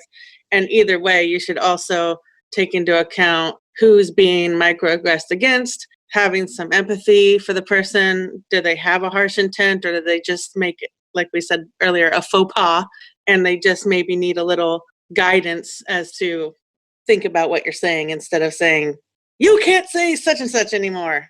Right, exactly. So what is the name of your podcast? Someday We'll All Be Dead. Someday We'll All Be Dead, that's right. And you talk about what sort of stuff on the podcast? I really have molded it towards yours. You are, I have to admit, the reason that I have a podcast, because of your episode about using social media to enhance your practice. And I listened to it, and you were talking about putting voices out there. And I haven't found a lot of social work perspective podcasts that I've liked. And so I like to talk about, what I say, all the things with a social work perspective. So any kind of daily relational or anything going on that I can apply values and ethics to. And sometimes we just get off topic and talk about funny things. But and I want to focus on the reason it's Someday We'll All Be Dead is, let's think about these things that are happening. And is it really, what can you do to better your life now, because someday we'll all be dead? So that's kind of where I'm coming from. Yeah. Well, you have a wonderful approach to interviewing, in that you have interesting stimulus questions, and then you found a narcissistic individual to interview who loves to hear himself talk. So that's a good combo. Well, I didn't want to be the boring one that says, oh, where do you work? Why did you get into therapy? Oh, interesting. Everybody knows that. I hate that too. I'm exactly the same, because there's other psychology podcasts. I guess there's a lot of other podcasts in general, but yeah, there's other psychology podcasts where that's what they'll do. They'll spend the first 20 minutes talking about someone's career. Yeah, no, I don't want to do that. I'm talking to you and using your time because I want valuable content, not because I want to spend 30 minutes talking about why you chose what you chose. Yeah. So you interview people mostly? Is that what you do? Or No, not always. You're my first big interview. I'm really also excited because in 2 weeks I'm going to be interviewing a doctor that does pediatric hospice down at Children's in Seattle. Oh. So part of the point of the podcast, I have different kind of routes that I go, and one of them is difficult conversations. And so that is going to be one of them. Like, no one wants to talk about kids dying, right? Oh. And he gave a really great presentation to our staff. So I just want to kind of go over that. And then I interviewed my mom about being a caregiver for several different people and how that was difficult. So it's mostly been people that I know so far. But I am looking forward to interviewing more people outside of my direct sphere for their expertise. What did he say during the presentation? Oh, he's so amazing. He really was talking about how we have different perspectives on what a good life or quality of life is. That was one of the big things, is just because we think something is a quality of life, and this goes across hospice really, it doesn't mean that that's how they interpret it. And kids really guide us in what they think is a good quality of life. They probably, a lot of times he said they rate their quality of life higher than the actual doctors that are giving the care, which was fascinating. Interesting. So they focus on that rather than on necessarily extending life, because that's might be pointless in some situations. Is that what he was saying? Well, that's part of it. He talked a lot about how there's kind of moral distress in staff, and how that it's not just us. Like, we're one of the few hospices that takes pediatric patients, and they can have concurrent care, which is unusual. Like, if an adult has hospice, they're not getting curative care also. And so when you have a pediatric patient, you're also working with the children's staff, and they're on care. I think there's something like 30 or 40 kids in Washington State right now on hospice. And we're one of the few that takes them. So he talks a lot about how it's not just you in hospice having limited experience with this, having some moral distress and having to navigate that and hold the space for the parents. But we as children's that do it every day, we also have difficulty, and kind of here's our difficulty and how we get through it. Wow. That's a whole world that I do not, I have always fantasized, is a weird word, but thought about working in hospice as a mental health person. I love it. Yeah, because the sort of face-to-face with our death and people dying and what the individuals go through, what the families go through, I find to be meaningful in a huge way. Like, do you run into that?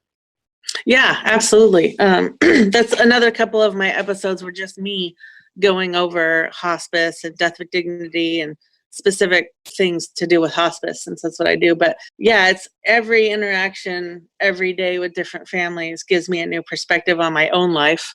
I have stopped being a quote unquote hoarder, that's for sure. I very rarely buy anything anymore, and I want to purge everything out of my life. Thinking about families having to deal with just stuff and how it's not really important in the end. So yeah, I think that's really helped. And you've mentioned in your podcast about death anxiety. That's why I was suggesting that other podcast, The Adventures of Memento Mori. I think they claim it as a cynic's guide to living with the reminder of death or something like that. And so they look at all different they're really focused on death all the time, whereas I'm not really. I'm only focused on it as, we have a limited time here, so let's value what the time we have is and what can we do with it and get better information. But working in hospice has definitely given me, I don't have any death anxiety really, except for I know how I don't want to die, if that makes sense. But I don't worry about it on a day-to-day basis, even though I think about it all the time. Do you believe in an afterlife? Sometimes and sometimes not. I'm really still on the fence about it. Yeah. Yeah. Well, what's one thing that someone has given you wisdom-wise who passed away? I think, I don't know it's necessarily a phrase or something specific that someone's told me, but there's been several of our families that have been together for many, many decades, and how they navigate when their entire life has been wrapped up with someone how they're navigating the end or seeing the end of that. And sometimes it's, some families have a lot more difficulty with that, and other ones just completely embrace the good memories they've had and enjoy the time that they have together. I'd say some of that comes down to their own faith and belief. A lot of people I find have the most peace when they have a really strong belief in an afterlife or in a heaven, but not always. The younger people, especially in the 60s range for some reason, really, really struggle. That's heartbreaking because it seems like they're just fighting it so hard, and it's hard to get them comfortable and at ease, especially if they're not able to communicate at that point. So how are they fighting it, as you're saying? Literally physically fighting it. Like the terminal agitation is almost always off the chart with someone in their 50s, 60s, because there's just something innate about you're not able to accept your own mortality. And even when they are able to communicate, it's very challenging. They're not ready to accept it. They don't want to talk about it.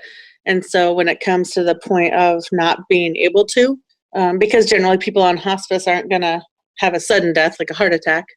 So when they get to the point of not being able to communicate, there's just a lot of restlessness and a lot of agitation. And it ends up taking oftentimes a lot more medication than it normally would to have people be able to be comfortable. It's hard. Agitation meaning they're visibly upset and angry and sad, or that they're... Yeah, but in a nonverbal way. Like they're thrashing in their bed or sometimes, yeah. Or sometimes it's bad mood toward the nurses or something. Well, lots of times they're not even able to communicate that much. Just furrowed brow and grabbing onto bed sheets and clenching and having fists and moaning and things like that. God, it's horrible. Yeah, it's not everyone. I mean, I don't want to make it sound like it's like that all the time and like every single person in their 60s does that, but that is a more common age range. There's certainly people in their 80s and 90s that aren't ready to die either. So, and then I get some other people that are just like, it's okay if I go now, but I'd like to have more time, but I'm okay. So it's just their own journey on how they got there. A lot of times too, it depends on how long they've been fighting their diagnosis. Of course, a younger person that's only been fighting for a few months has a lot bigger struggle than someone that's maybe had cancer off and on for 20 years or 10 years. And then by the time they get to hospice, they're a little more resigned.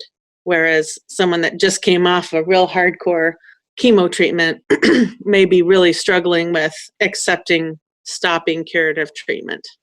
How many people do you think you have worked with who have passed away? That's like a rough estimate. I'm curious. Oh, geez. 100? 100? Maybe. And you've known them? Yeah. Yeah. This is like going into their house, sometimes a facility, but usually their house, meeting with them, meeting with their loved ones. How was that for you? I have been around hospice since I was about 8, and I was always drawn to this work. I really feel an honor and a sense of duty and what's the word? Fulfillment by being able to hold that space because I'm very comfortable with it. I know other people in my social work program are working at places like DSHS, and they say, oh, I could never do hospice. And I think, oh, I could never do DSHS. Like that's way more morally distressing to me than sitting with someone that's dying. So I guess we all just have to work on what talent we have. And I feel like this is my particular talent, to be able to be comfortable having those difficult conversations and holding space for people that might not otherwise be able to. So you don't want to die how? I don't want to, like Alzheimer's. I don't want something that's where you're mentally for a very long time, possibly years, unable to communicate. I mean, that's just awful. I don't know that I would at the time use death with dignity, but I'd like to be able to have the option. And unfortunately, with diseases like ALS and Parkinson's and Alzheimer's, that's often not possible by the time you get to 6 months or less. I mean, I don't think anybody wants to have a prolonged death, but there certainly are some diseases that can go on for years, and it's just agonizing for the family and the patient. So you've seen that before and didn't want to have that? Yeah, yeah. I don't want to be the skeleton in the wheelchair that can't communicate and has to be fed and have their diapers changed for years. Are those people aware of what's happening? Generally not, I don't think, although sometimes there's glimpses. Our program offers a music and memories thing with our volunteers, so they go out and play music. I don't know if you've heard about that before. Yeah. And that in that moment, it seems like they're very able to engage, although verbal is limited. So there are moments when they're a little more able to, but sometimes it's not more than eye contact, or they have a lot of fear and anxiety, especially if they've had trauma in their life. We really try to be trauma focused and trauma informed when we're dealing with our patients. Sometimes you think that touch is soothing, and sometimes people are just so fearful it's not comforting to be touched. We ran into that recently with a patient that just, these caregivers came in and they were all petting her and like rubbing their hands on her arms, and it was really making her agitated because there was trauma in the past. Does Alzheimer's or ALS run into your family history? Thankfully, no. I don't think I'm going to have that trouble, but since I see it, that's really the only kind of anxiety. And I wouldn't even say anxiety because I don't really worry about it since I don't have a family history of it. But yeah, have you done the DNA test? I haven't done. I thought about doing the 23andMe because it's supposed to have those medical markers. Yeah, but I haven't done that one. Yeah, I did. And did you? Yeah, and from my memory, I didn't have any high risk of any of those things happening. Well, that's good. A little less anxiety if you don't have the marker. I guess I'm not worried about that so much. I mean, it would be horrible, I'm guessing, but for some reason it doesn't trigger me. Yeah, it's just interesting to think about, like, what would it be? What will it be? And when? And what is it, do you think, that gives you the anxiety? Is it the guess that it might blink out into nothingness? Well, it's a larger, complicated question in relation to what we were talking about earlier. I'd have to explain what I even mean by anxiety, because it's not like I'm worried or nervous. I'm not stressed out about death. It's more upsetting to me that our time is limited. Have you ever done those wind tunnels where you get a skydive inside? I've seen them, but no, I haven't tried one yet. Well, I did it. In Renton, right? Yeah, in Renton or Tukwila. It's expensive. Yeah. It's like, I don't know, $50, $100 for a session where you get to do like 3 2-minute free falls. So something like that. It's expensive, and you only get to do it for a very short amount of time. Well, while I was in that thing, it was exhilarating. And just as I was kind of getting used to it and able to, because it's hard, it's a skill to be able to stay aloft, and to not, sort of fly out of control. Mm-hmm. And while I was in there, pretty quickly I realized, my time is almost up in this thing, and I'm bummed out about that. I wish I could stay. That's how I feel about death anxiety. So I'm not flying around. I'm not flying around in the wind tunnel like terrified that my time's going to be up. It's more just like I would be the opposite, because I have a phobia of flying and negative. But that's not flying. That's falling. That's falling. Well, right. But the problem with flying is the turbulence and falling to my death. And the Great Wheel in Seattle will evoke that. When I tried it to try out some new medicine to see if I could fly with something strong enough to not make me have a panic attack. Have you tried Valium? I have tried Valium, but I don't know if maybe it wasn't strong enough. Must not have been. I tried Xanax? No, that's probably what I need to try. It's like it's supposed to also be used for anxiety, and it didn't do a damn thing.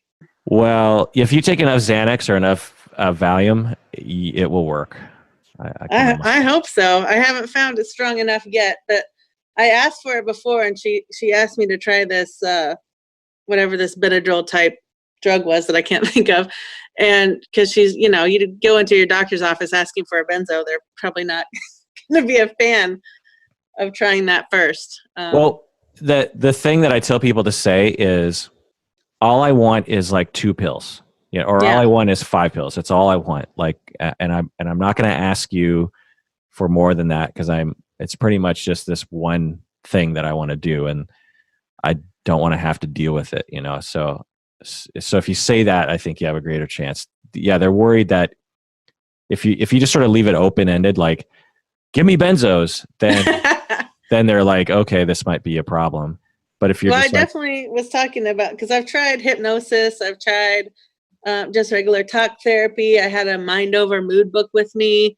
I flew on a plane that was, I used to be an aircraft mechanic, and so I flew on a Southwest jet because I know them inside and out. I was trying to do all these things that would make it better. And I ended up canceling my flight back and drove home, because I feel like I'm losing years of my life every time I get on a plane. It's terrible. Do you drink alcohol? Yeah, I've tried that too. I've been almost stumbling drunk on the little airway there to get onto the plane. And by the time we take off, I'm stone sober. Oh, boy.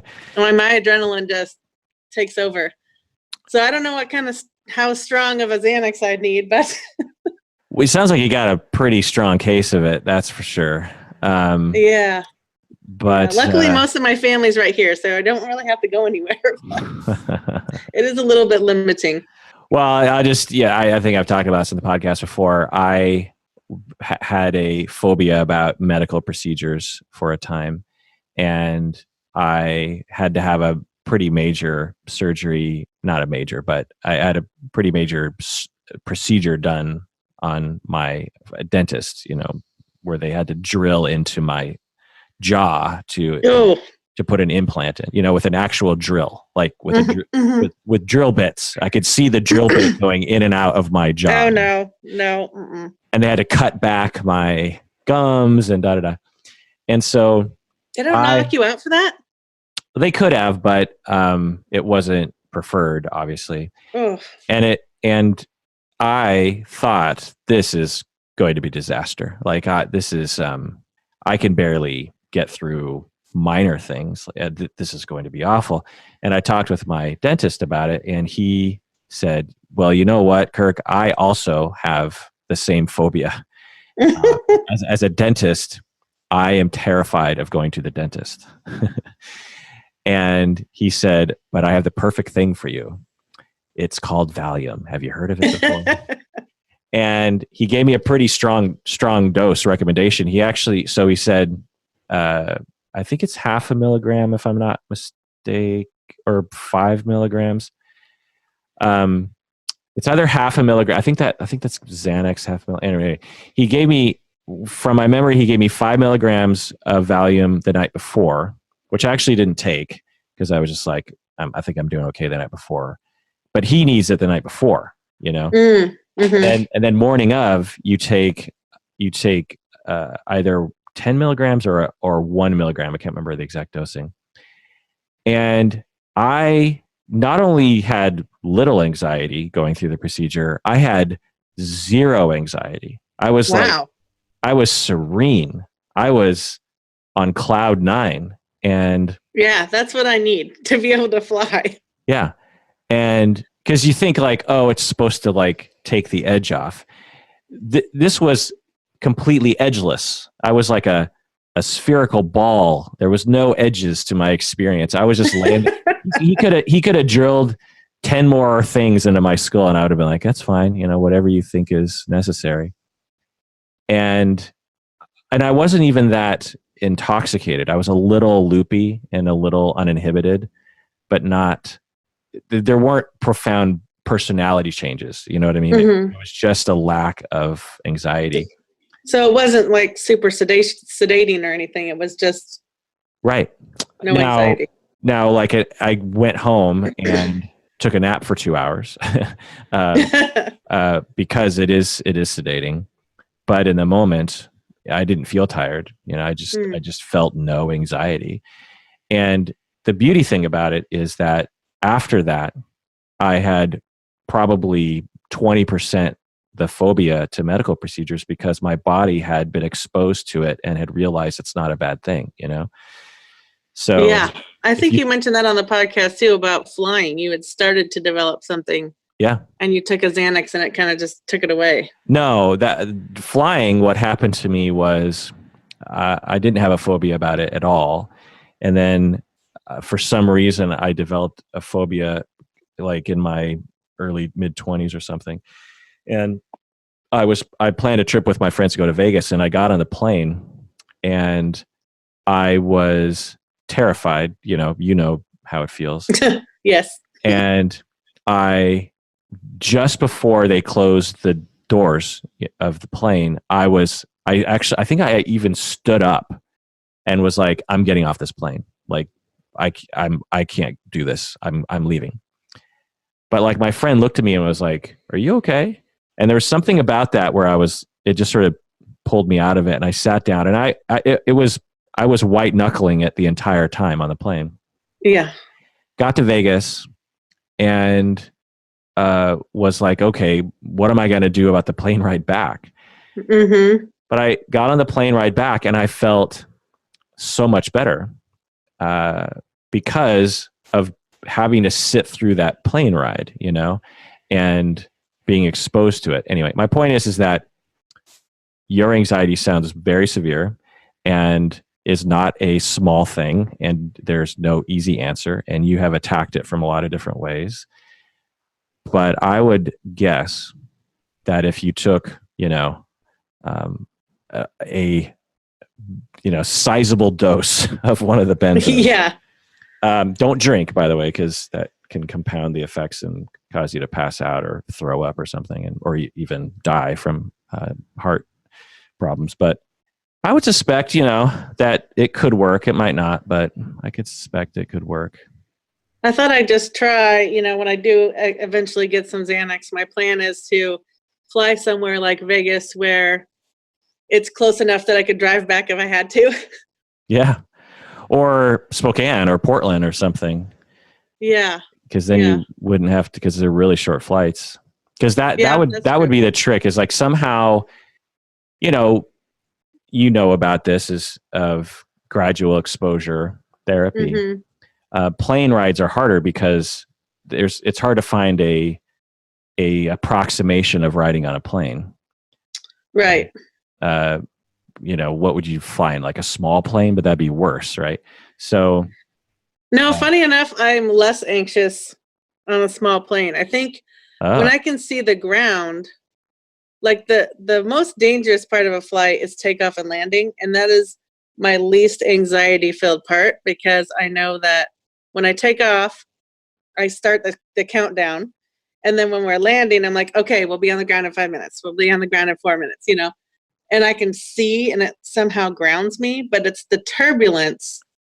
I'm not scared of heights, but the turbulence on the plane, even though I completely understand the aerodynamics and wind and all that crap, it's completely illogical. So it doesn't matter. It's not an irrational fear.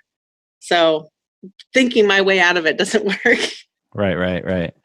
And you said you worked on planes? Yeah. And I've flown back and forth to Germany 3 times. I mean, my fear of flying progressively got worse over time. I didn't start out with a severe fear of flying. It just got worse and worse. And every time I got on the plane, it gets worse and worse. Yeah, that's rough. I've been there. I've been there before. Not seeing the ground. That's interesting. Yeah, because to me, the most scary part of an airplane ride is landing. Well, and it's statistically the most dangerous. So right. Because seeing the ground is like, man, if just one mistake with one of the ailerons or one of the flaps, and we're just a smear on the ground below us. And actually, that whole being able to take a breath and scream and take another breath and scream, that's the part that. And right before I flew home from Germany was 99, and that's when that Egypt Air flight was hijacked, and they did like kind of a roller coaster and then crashed. Like they went up and down 3 times. So that didn't help. Why did they do that? Just to scare people or something? It was a terrorist. I mean, they died. They crashed the plane. Yeah, but why they do roller coaster? I think it wasn't on purpose. I don't think. I think maybe someone was trying to control it, and so they took a dive and then came back up. Oh. And I think it happened 2 or 3 times. And every time I hear a plane crash like that, or like the guy that flew the plane into the French Alps, they would have felt that going down and speeding up. Ugh. It's the anticipatory fear that makes it terrifying for me. Yeah. For some reason, I have always thought that dying in a plane crash would actually be not a bad way to go. Like logically. The actual death part would be pretty quick. So right, pretty quick. You'd be there with a bunch of people. There's no pain, probably, right? Mm-hmm. There's you feel like you're together. There would be some sort of camaraderie, like we're all in this together. It would be kind of a fancy. It seems kind of fancy way to die. I don't want to demean other people who have died in such ways, but Buddy Holly died in a plane crash. Stevie Ray Vaughan, John Denver. Didn't John F. Kennedy Jr. die in a plane crash? Mm-hmm. It just seems kind of fancy. His, though, I think he probably didn't even know. John F. Kennedy Jr.'s. As I've read about that one, I think they just they were out at night. He didn't have good instruments, or wasn't instrument qualified or something. I think maybe they ran out of gas, or it seems like it was a really slow descent. It wasn't like a crash, like a sudden they hit something and knew it was coming. Yeah. Huh. So. Well, that's even better, right? Yeah, exactly. Yeah. So hospice and death doesn't scare me, coming back to the point. So plug your podcast again. Excuse me. Someday we'll all be dead. Someday we'll all be dead. It's got a little, it's a black and white logo, and it's got death swinging on a scythe. All right. Well, thanks, Halley, for this interesting conversation. Yes, thank you. And can I just say it for the first time ever with you? Yeah. Take care of yourself, because you deserve it. You really, really do. Oh, I love it. Thank you so much. Sure.